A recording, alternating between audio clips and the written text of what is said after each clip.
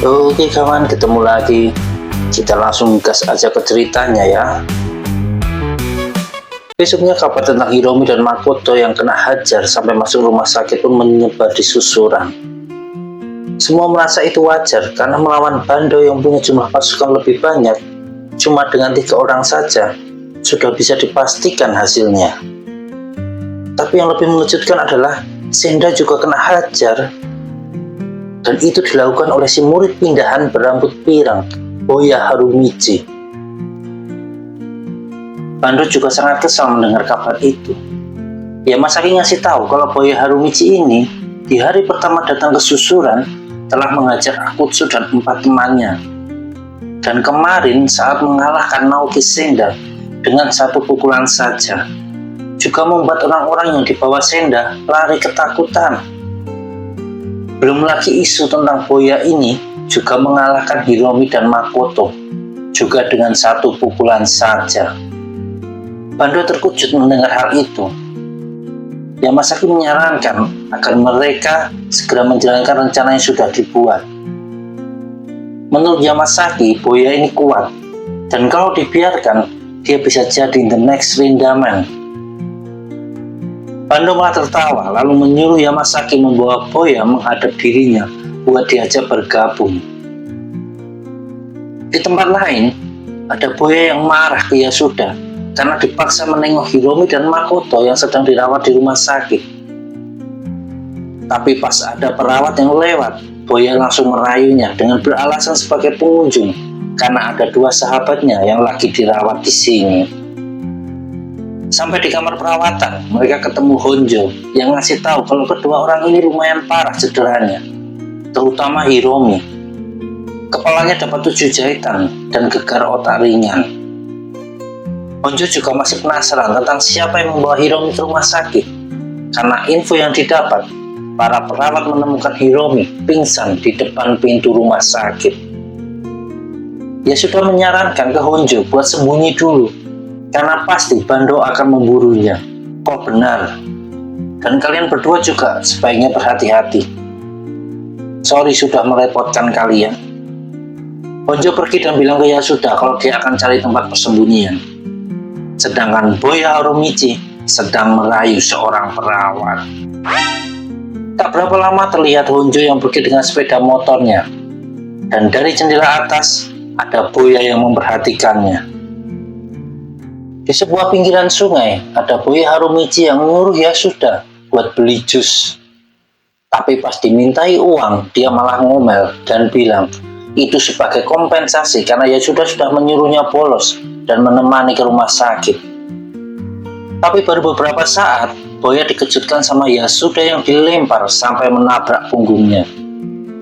Terlihat 3 orang pelaku yang ternyata anak buah Bando buat nyuruh Boya Harumichi datang menemui Bando. Tapi ketiganya kembali ke hadapan bosnya dengan muka bonyok. Datang padaku langsung. Kau pikir siapa dirimu, brengsek? Itu pesan dari dia, kata anak buah Bando. Bando langsung terpancing emosinya. Tapi rupanya masih ada pesan lain dari Boya. Bahkan kalau serangga kecil sepertimu muncul, belum tentu juga aku akan bicara denganmu. Tergantung moodku saja. Mendengar itu, Bando melampiaskan emosinya ke orang suruhannya tersebut. Di pinggiran sungai lagi, ada Yasuda yang mengajak Boya buat pergi, karena dia yakin Bando akan datang, bukan buat mengirim pesan lagi seperti sebelumnya.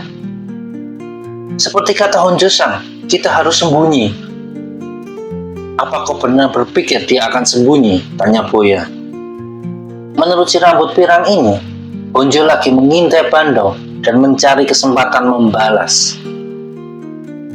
Dan agar Honjo tidak melakukan hal yang nekat, Boya merasa dia harus segera membereskan masalah dengan Bando ini. Ya sudah tersenyum lebar mendengar Boya mau membantu trio Ibusuka. Meski Boya ngomong ini cuma karena dia sudah terlanjur terlibat.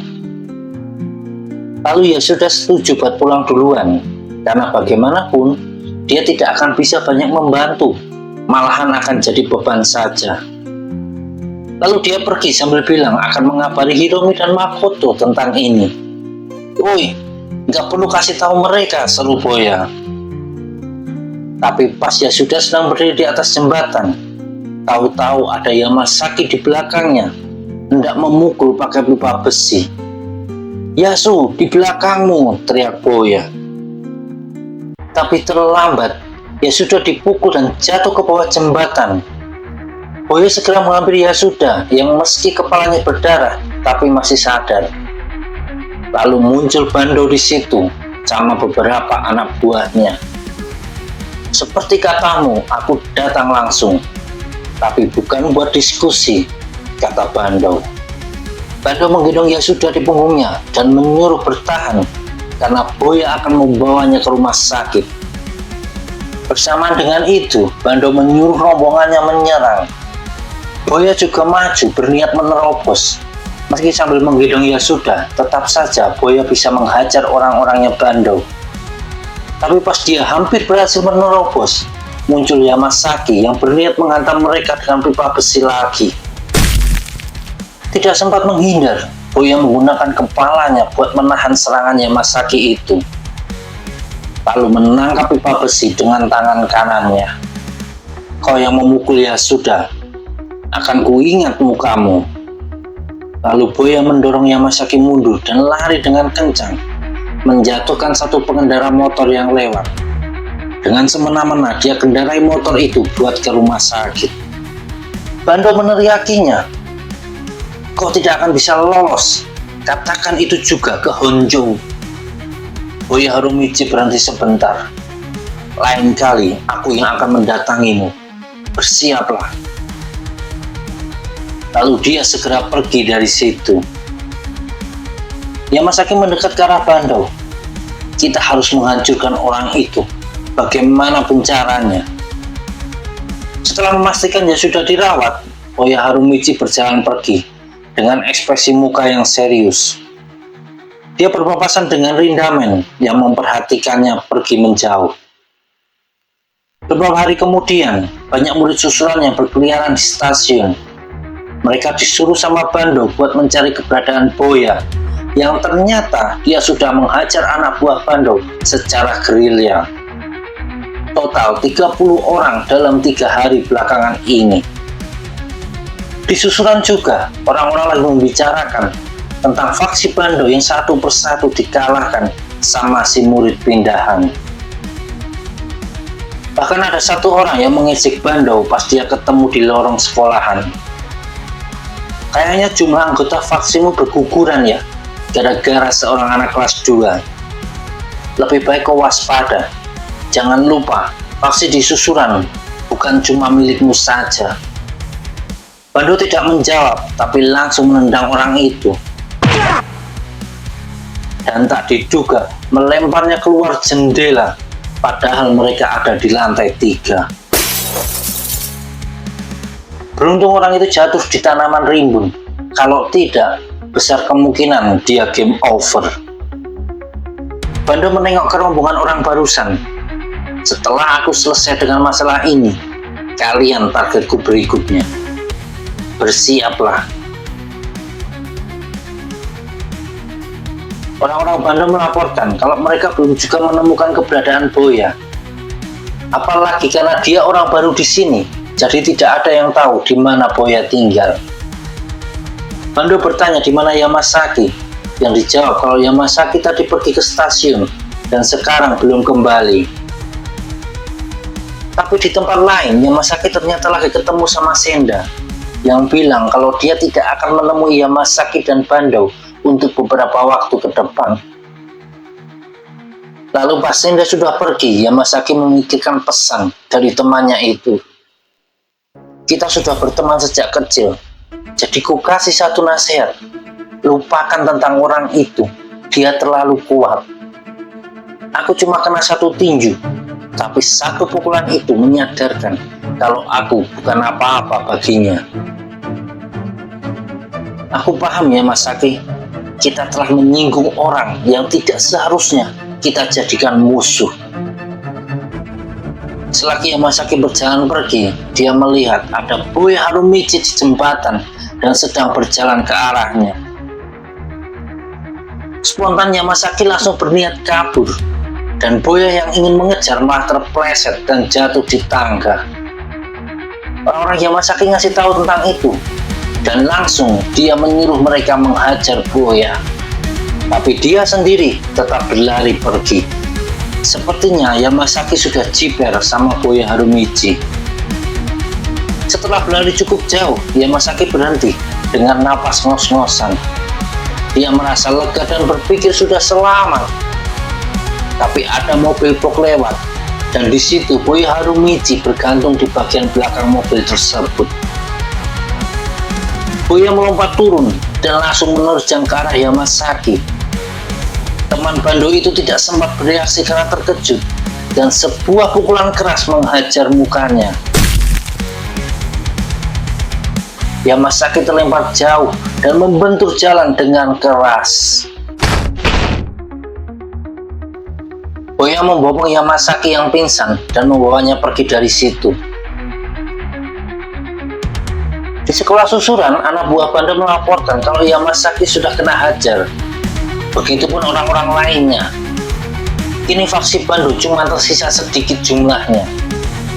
Orang di depan Bando itu menyampaikan pesan kalau Boya menunggu di lapangan bawah jembatan. Tapi menurutnya, mereka sudah kalah dalam pertarungan ini. Muka Bando berubah jadi tegang dan marah mendengarnya. Di bawah jembatan sudah ada Boya dan trio Ebisuka. Terlihat Hiromi dan Makoto masih ditempelin perban. Mereka sudah menunggu cukup lama, tapi Bando tidak juga muncul. Akhirnya, keempat murid susuran itu memutuskan buat pergi makan ramen saja. Di jalan, Boya sedang mencoba ngobrol sama Makoto yang pendiam. Lalu tiba-tiba ada seseorang datang dari arah belakang. Itu adalah Bando yang langsung menyerang Boya. Beruntung Boya bisa menghindar karena dia diserang pakai sebilah pisau sama Bando. Dahi Boya tergores dan mengucurkan darah. Kalau saja bukan karena kau, aku pasti sudah membereskan ketiga orang ini. Setelah itu, aku akan membereskan Rindamen dan susuran jadi milikku, kata Bando. Boya Harumichi malah dengar Bando mengatakan Ringomen, yang kalau diartikan jadi manusia apel. Gara-gara kau, semuanya jadi kacau, teriak Bando emosi. Honjo mengeluarkan pisau dan bersiap menghadapi Bando. Tapi Boya menyuruhnya mundur. Dia yang akan melawannya sendiri. Meski lawan pakai senjata tajam, tapi Boya tidak gentar. Dia bergerak lincah menghindari setiap sabetan pisau Bando. Dari atas jembatan ada Rindamen yang memperhatikan pertarungan tersebut. Diperlihatkan, Boya berhasil merebut pisau dari tangan Bando lalu membuangnya. Bando yang marah segera menyerang babi buta, tapi Boya dengan gampang menghajarnya balik. Hiromi dan Honjo juga Makoto tidak percaya dengan yang terjadi. Bando ditangani Boya dengan gampang. Aku jadi paham bagaimana dia bisa mengalahkan kalian cuman sekali pukul saja, kata Honjo. Dari kejauhan Rindamen terlihat tertarik dan berpikir buat datang ke sekolah sesekali. Dan di bawah, Bando terkapar dengan muka babak belur. Sambil pergi Boya ngomong ke Bando, daripada ngumpulin pasukan, lebih baik nyari teman. Satu teman saja yang bersedia bersimbah darah bersamamu.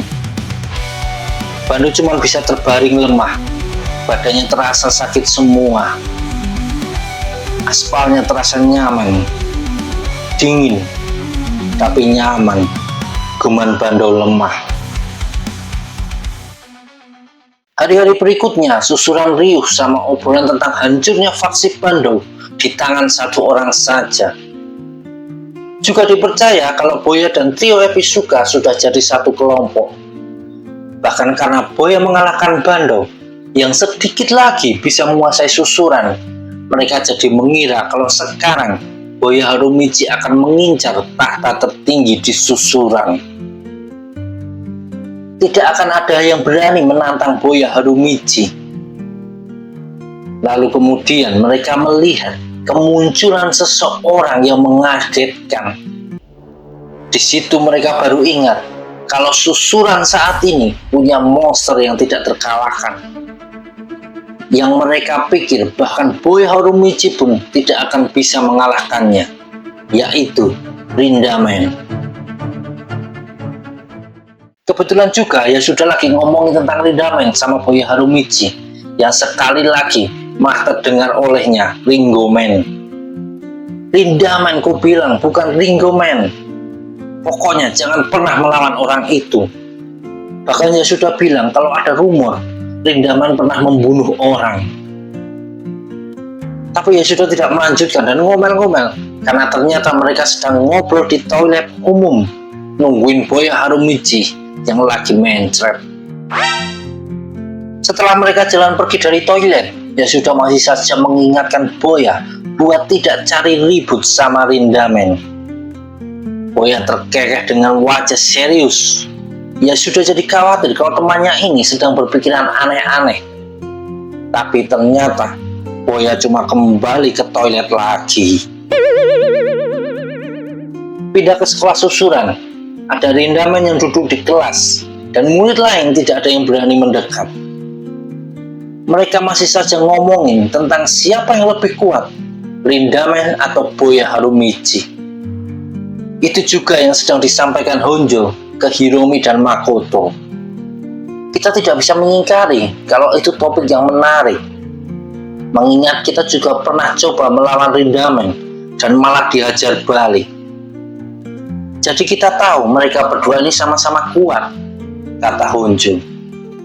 Yang mengejutkan, tahu-tahu muncul Rindamen di rooftop. Dan lebih mengejutkan lagi, dia bertanya di mana si pirang itu.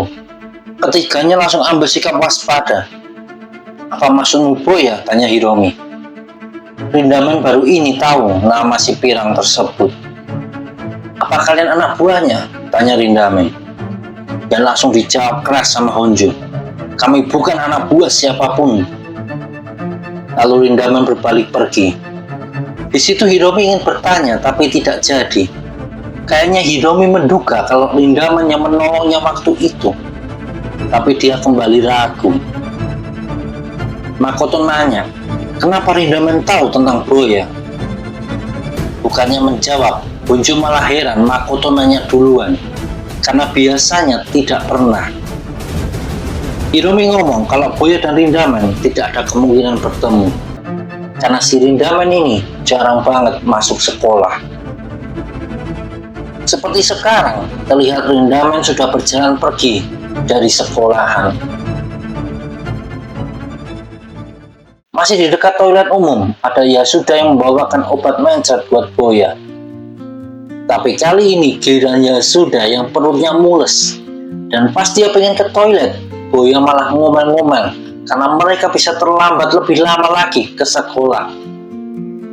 Aku tidak mau dengar hal itu dari orang yang dari pagi tadi kerjanya cuma nongkrong di toilet. Kalau Yasuda. Setelah itu gantian Boya yang menunggu Yasuda bongkar muatan. Tapi nasib memang tidak bisa ditebak. Ada Rindamen yang berjalan ke arahnya. Meskipun saat itu Boya belum tahu siapa orang besar yang ada di depannya ini. Entah insting atau apa, Boya malah langsung bisa menebak kalau orang ini adalah Rindamen. Jangan-jangan kau Rindamen? Tanya Boya. Dan melihat orang itu tidak menyangkal, dia merasa kalau tebakannya benar. Boya Harumichi malah tertarik menjajal Rindamen setelah dengar cerita dari Yasuda. Apa kau benar-benar kuat? Apa kau benar-benar pernah membunuh? Boya melontarkan pertanyaan tentang isu yang didengarnya. Tahu-tahu Rindamen menyikut kepala Boya. Pas keduanya berdekatan, baru Boya Harumichi sadar betapa besarnya badan Rindamen ini. Dia merasakan tekanan dari orang di depannya. Kebetulan dia sudah keluar dari toilet. Dan pas Boya teralihkan sama kehadiran Yasuda, sebuah tinju menghantam mukanya. Boya terbang jauh ke belakang dan mendarat di trotoar dengan keras. Mulutnya sudah sampai terbuka lebar melihatnya. Boya Harumichi berdiri dan melihat ke arah Rindamen, tapi langsung roboh, tak sadarkan diri. Rindamen tidak ngomong apapun. Dia balik badan dan berjalan pergi, melewati Yasuda yang cuma bisa terdiam ketakutan, lalu dengan panik menghampiri Boya Harumichi. Terlihat Boya Harumichi yang berjalan dengan kesal sambil menggumankan nama Rindamen. Di belakangnya ada Yasuda. Kubilang tunggu, kau tidak akan pernah menemukannya hanya dengan jalan berkeliling. Suatu hari nanti dia akan muncul di sekolah, jadi tenanglah. Boya berbalik badan lalu menghantamkan kepalanya ke kepala Yasuda. Tenang, bagaimana aku bisa tenang setelah itu? Sedangkan Yasuda mengaduh kepalanya sakit. Aku sudah pernah bilang kan, jangan cari gara-gara sama orang itu, kata Yasuda lagi. Tapi Boya Harumichi melihat seseorang dengan gaya rambut seperti Rindamen. Dia langsung bergegas lari menghampiri orang tersebut. Tapi pas sudah di dekatnya, ternyata itu bukan Rindamen. Boya yang kesal langsung menanduk kepala orang itu sambil ngomel-ngomel, jangan bikin orang salah paham, bodoh. Aku tidak peduli dengan rumor seperti dia pernah membunuh orang atau dia sangat kuat. Aku cuma ingin tahu di mana orang yang sudah memukulku. Aku tidak pernah dipukul dengan keras seperti itu sebelumnya, dan bukan gayaku untuk mengabaikan hal tersebut. Sekarang karena aku sudah panas, ada sesuatu yang ingin kukatakan kepada si brengsek itu dengan tinju ini. Saat di sekolah, trio Ebisuka kaget mendengar kalau Boya kena hantam sama Rindamen. Dia sudah mengabarkan kalau sekarang Boya Harumichi sedang mencari-cari keberadaan Rindamen. Honjo berkata kalau dia merasa bahkan Boya Harumichi pun tidak sebanding sama Rindamen. Tapi Hiromi berpendapat lain. Lalu dia bertanya, kenapa Rindamen sampai memukul Boya? Aku tidak terlalu yakin, tapi sepertinya Boya bertanya apa benar dia pernah membunuh seseorang. Aku sudah mencoba menghentikan Harumichi-san, tapi tidak didengarkan. Lalu Hiromi ngomong, tidak akan berguna untuk menghentikannya. Mereka akan ketemu cepat atau lambat. Dan ini bukan masalah jika, tapi kapan. Lalu Honjo dan Makoto pergi dan bilang akan mengurusi sisa-sisa masalah tentang Bandau. Sedang Hiromi menyuruh Yasuda menemuinya setelah pulang sekolah. Mereka akan menemui seseorang yang tahu banyak tentang Rindamen. Sementara itu, Boya masih saja berkeliling di jalanan mencari-cari Rindamen. Dan sekali lagi dia melihat seseorang dengan gaya rambut persis seperti Rindamen. Kembali, Boya berlari bergegas memburu orang itu. Tapi ternyata itu orang yang sama dengan yang tadi. Orang itu ngomel-ngomel karena tadi habis ditanduk kepala sama Boya, dia sampai pingsan 20 menit lamanya. Tapi tanpa perasaan, Boya kembali menanduk kepala orang itu. Dan saat si pirang itu berjalan pergi, dia kaget sendiri karena buat sesaat dia merasa takut. Dan hal itu membuatnya bertambah lebih kesal. Sorenya ada Hiromi dan Yasuda yang menemui Genjiro Katsuragi, senior mereka yang sudah lulus 2 tahun lalu. Pria besar itu langsung menghampiri Hiromi dan langsung meminta sebatang rokok. Tidak berubah ya, selalu minta rokok, kata Hiromi. Jadi, apa yang membawamu ke sini? tanya Katsuragi ke Hiromi. Ada sesuatu yang ingin kutanyakan, yaitu tentang Rindamen. Bukan, Hayashida Megumi. Di situ ia sudah kaget mendengar nama Megumi. Kembali ke Boy Harumichi yang kini berlari dengan tergesa-gesa, menyeberang jalan dengan sembarangan, lalu berlari cepat menaiki jembatan. Dan langsung berteriak, "Rinda!" Ternyata di atas jembatan itu sudah ada Rindamen. Akhirnya aku menemukanmu. Aku sudah mencarimu dari tadi, Rinda-chan. Ayo ikut denganku sebentar, kata Boya.